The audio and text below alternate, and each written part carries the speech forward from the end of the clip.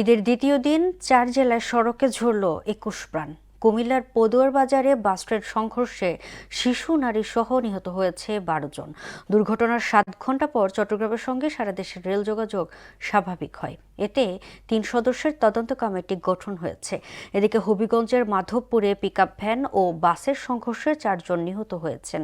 আরও ফেনীতে বাস, অ্যাম্বুলেন্স ও মোটরসাইকেলের সংঘর্ষে ৩ জনের মৃত্যু হয়। এছাড়া কিশোরগঞ্জে পিকআপ ভ্যানের চাপায় ২ জন নিহত হয়েছে। প্রতিনিধিদের পাঠানো তথ্য ছবিতে মাহমুদ আক্তারের ডেস্ক রিপোর্ট। রবিবার ভোর ৩টার দিকে কুমিল্লার পদুয়ার বাজারে বাস ট্রেন সংঘর্ষে নিহত হয়েছে ১২ জন। এদের মধ্যে ৭ জন পুরুষ, ২ জন নারী এবং ৩ জন শিশু। দুর্ঘটনার পর চট্টগ্রামের সঙ্গে সারা দেশের রেল বন্ধ হয়ে যায়।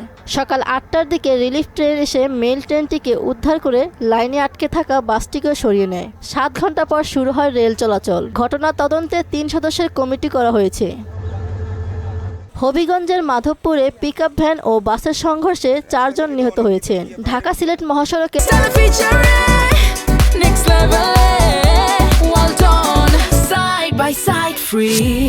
আঞ্জুরা এলাকায় এই ঘটনা ঘটে। এদিকে ফেনীতে বাস, অ্যাম্বুলেন্স ও মোটরসাইকেলের সংঘর্ষে ৩ জন নিহত হয়েছেন, আহত আরও ৫ জন। এছাড়া কিশোরগঞ্জের কুলিয়ারচরে পিকআপ ভ্যানের চাপায় মোটরসাইকেলের ২ আরোহী নিহত হয়েছেন। নিহতরা হলেন দরিয়াকান্দি এলাকার বিজয় ও তার বন্ধু জাবির হোসেন।